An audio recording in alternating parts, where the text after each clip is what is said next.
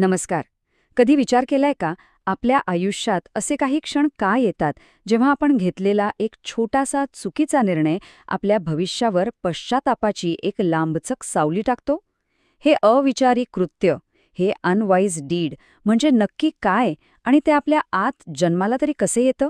आज आपण याच प्रश्नाचं उत्तर शोधणार आहोत धम्मपदातील एका अतिशय गहन कथेतून. ही गोष्ट फक्त एका शेतकऱ्याची नाहीये, तर ही आपल्या प्रत्येकाच्या मनात चाललेल्या एका शाश्वत संघर्षाची कहाणी आहे. या कथेतून आपण कृती, त्यामागचा हेतू आणि त्याचे परिणाम यांचं सत्य उलगडणार आहोत. चला तर मग या प्राचीन ज्ञानाच्या डोहात एक खोल डुबकी मारूया. कथेची सुरुवात होते तथागत बुद्धांच्या या अत्यंत गूढ आणि रहस्यमय वाक्याने. जरा विचार करा, एक अशी व्यक्ती जी पूर्णपणे जागरूक आहे, ज्यांच्यासाठी जगातले सगळे भ्रम दूर झाले आहेत, ते एका साध्या दिसणाऱ्या गोष्टीला विषारी साप का म्हणतील? त्यांच्या नजरेला नक्की काय दिसलं होतं?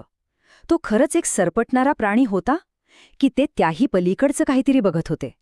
हे एकच वाक्य या संपूर्ण कथेचं बीज आहे, एक असं कोडं आहे जे आपल्याला थेट मानवी स्वभावाच्या आणि कर्माच्या सिद्धांताच्या गाभ्यापर्यंत घेऊन जाणार आहे. चला, माझ्यासोबत एक कल्पना करा. आपण श्रावस्तीच्या प्रसिद्ध जेतवन विहारात आहोत. दुपारचं ऊन चांगलंच तापलंय, हवा एकदम स्तब्ध आहे आणि त्या हवेत वाळलेल्या मातीचा आणि पानांचा एक मंद ओळखीचा सुगंध पसरलाय. कुठेतरी दूर भिक्खूंच्या कुटीमधून ध्यानाचा एक शांत नाद वातावरणाला एक वेगळीच गंभीरता देतोय. याच शांत आणि पवित्र भूमीजवळच्या एका शेतात एक सामान्य शेतकरी आपलं रोजचं काम करतोय. त्याला जराही कल्पना नाहीये की त्याचं आयुष्य एका अशा वळणावर येऊन उभं आहे जिथे त्याचा सामना लोभ, भीती आणि शेवटी ज्ञानाशी होणार आहे.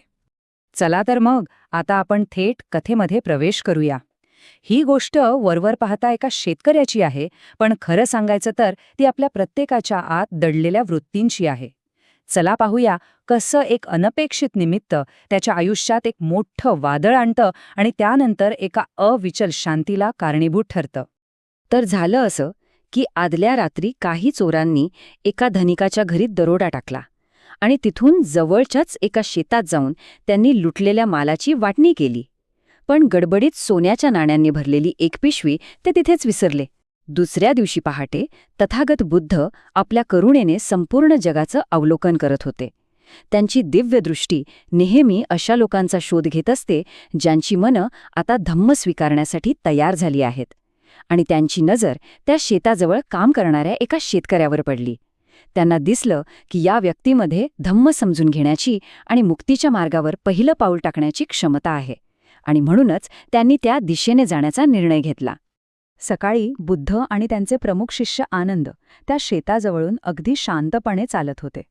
त्यांचं चालणं सुद्धा एक प्रकारचं ध्यानच असायचं. अचानक बुद्ध थांबले. त्यांनी एका जागेकडे बोट दाखवलं आणि ते गूढ शब्द उच्चारले. आनंद, जे बुद्धांचा प्रत्येक संकेत समजायचे, त्यांनीही लगेच होकार दिला. त्यांची ही छोटीशी पण अतिशय अर्थपूर्ण चर्चा जवळचं नांगरणी करणाऱ्या शेतकऱ्याच्या कानावर पडली. त्याला वाटलं, अरे, इथे खरंच साप असेल तर माझ्या बैलांना आणि मला धोका आहे.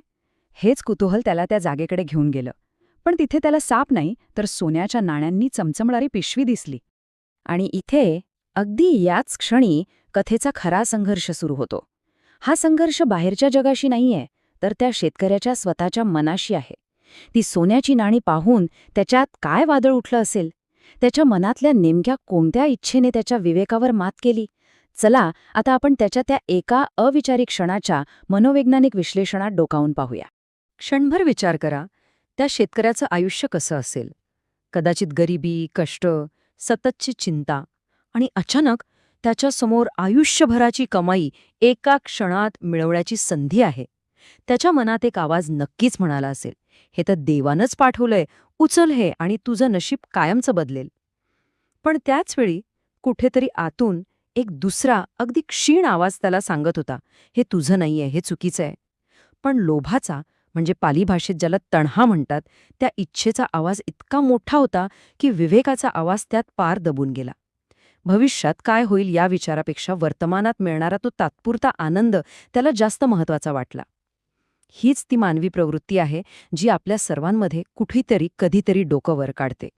इथे आपण बघू शकतो की त्या एका क्षणाने शेतकऱ्याच्या मानसिक जगात केवढा मोठा भूकंप घडवला. ते पैसे उचलण्याआधी त्याच्या मनात आशेची आणि उत्साहाची एक लहर होती.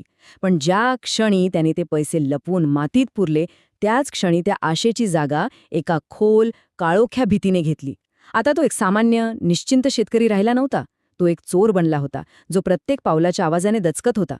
तो क्षणिक आनंद, आयुष्यभराच्या मानसिक त्रासाचा, पश्चातापाचं बीज बनून त्याच्या मनात रुजला होता. आणि मग घटनाचक्र प्रचंड वेगाने फिरू लागलं. ज्या सोन्याच्या नाण्यांच्या मालकांना चोरी झाल्याचं कळलं, ते चोरांचा माग काढत थेट त्या शेतापर्यंत पोहोचले. त्यांना तिथे फक्त एकाच व्यक्तीच्या, म्हणजेच त्या शेतकऱ्याच्या पावलांचे ठसे दिसले. त्यांनी जमीन उकरून पाहिली आणि त्यांना त्यांची पिशवी सापडली. त्यांचा संताप अनावर झाला. त्यांनी त्या शेतकऱ्याला अमानुष मारहाण केली आणि राजा प्रसेनजीतच्या दरबारात हजर केलं. राजानेही फारसा विचार न करता त्याला तात्काळ मृत्यूदंडाची शिक्षा फरमावली. बघा, एका क्षणाच्या लोभाची किंमत किती भयानक असू शकते. कल्पना करा, सैनिक त्याला वधस्तंभाकडे ओढत नेत आहेत. त्याचं शरीर वेदनेने आणि मन भीतीने पूर्णपणे ग्रासलेलं आहे. त्याला आता स्पष्टपणे कळलं होतं की बुद्ध ज्याला विषारी साप म्हणाले होते, तो खरा साप नव्हता, तर ती सोन्याची पिशवी होती. निराशेच्या आणि मृत्यूच्या दारात उभं असताना त्याच्या तोंडून फक्त तेच शब्द बाहेर पडत होते. आनंदा, त्या अत्यंत विषारी सापाकडे बघ. होय भन्ते, तो खरोखरच एक अत्यंत विषारी साप आहे. हा त्याचा एक प्रकारे शेवटचा धावा होता. एक असा धावा जो त्याच्या अजाणतेपणे सत्याचाच उच्चार करत होता. आणि इथे कथेला एक निर्णायक कलाटणी मिळते. शेतकऱ्याचे ते विचित्र, पुन्हा पुन्हा उच्चारलेले शब्द ऐकून सैनिकांना आश्चर्य वाटतं. ते त्याला राजाकडे परत घेऊन जातात.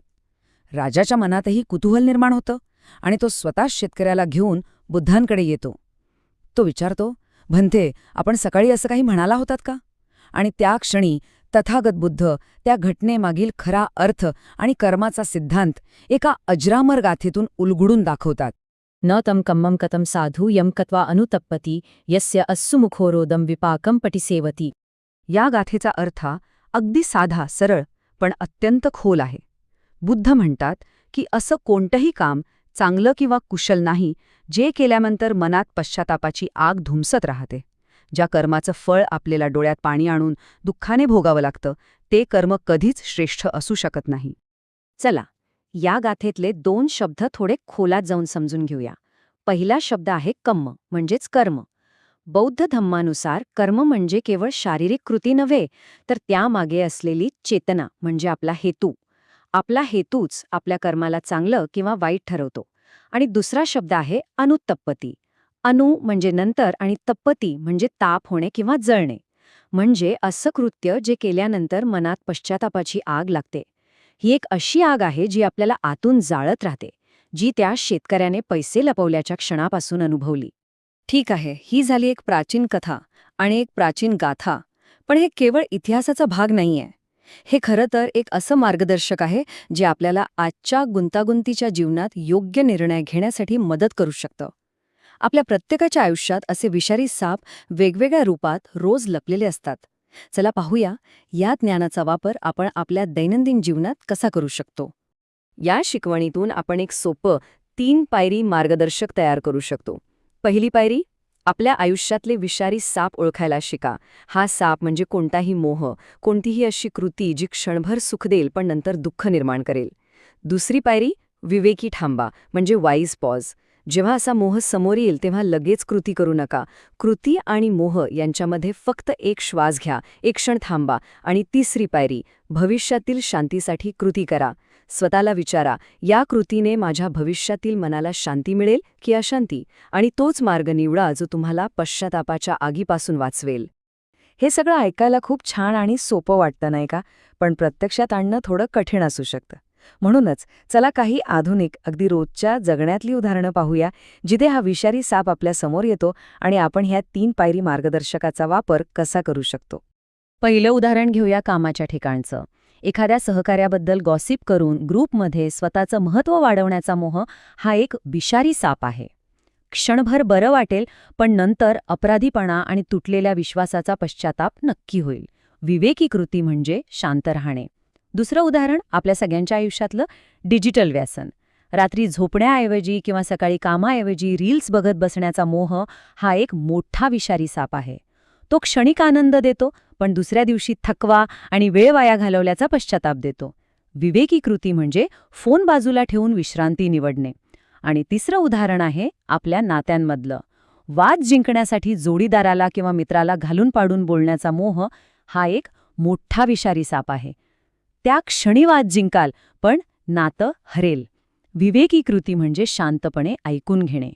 आता ही शिकवण रोजच्या जीवनात आणण्यासाठी तुम्ही एक छोटासा सराव करू शकता. रोज रात्री झोपण्यापूर्वी दिवसभरातल्या फक्त एका निर्णयाबद्दल विचार करा. तुम्हाला कोणता मोह झाला होता? त्यामागे कोणती भावना होती? तुम्ही मोहाला बळी पडलात की विवेकी कृती केली? जर विवेकी कृती केली असेल तर तुम्हाला कशी शांती मिळाली? आणि जर चुकीची कृती केली असेल तर त्यातून काय पश्चाताप झाला आणि तुम्ही काय शिकलात? हा छोटासा सराव तुमची सजगता नक्कीच वाढवेल. चला, आता पुन्हा एकदा कथेच्या शेवटाकडे येऊया. जेव्हा बुद्धांनी त्या शेतकऱ्याला त्या गाथेचा अर्थ समजावून सांगितला, तेव्हा त्याच्या मनातला अज्ञानाचा अंधार जणू दूर झाला. त्याला हे स्वच्छ दिसलं की खरा विषारी साप ती सोन्याची नाणी नव्हती, तर त्याच्या मनात निर्माण झालेला लोभ आणि त्यातून घडलेलं अविचारी कृत्य होतं. हे ज्ञान त्याच्या मनात इतकं खोलवर पोचलं की त्याला सोतापत्ती फळ प्राप्त झालं. याचा अर्थ तो ज्ञानप्राप्तीच्या प्रवाहामध्ये प्रवेश करता झाला. त्याच्या मनातून 3 मोठ्या बेड्या कायमच्या तुटल्या. स्वतःबद्दलचा चुकीचा दृष्टिकोन, निरर्थक कर्मकांडांवरील विश्वास आणि धम्माबद्दलची शंका. तो आता मुक्तीच्या मार्गावर स्थिर झाला होता. जाता जाता हा एक विचार आपल्यासोबत घेऊन जाऊया. आज आपण अशी कोणती एक लहानशी पण विवेकी कृती करू शकतो ज्यामुळे आपलं उद्या पश्चातापाच्या आगीत जळण्यापासून वाचेल. आपल्या प्रत्येकाच्या आयुष्याच्या शेतात असे अनेक विषारी साप दडलेले आहेत. त्यांना ओळखणं, त्यांच्या मोहापासून दूर राहणं आणि प्रत्येक क्षणी सजगतेने निवड करणं, यातच खरं सुख आणि खरी शांती दडलेली आहे.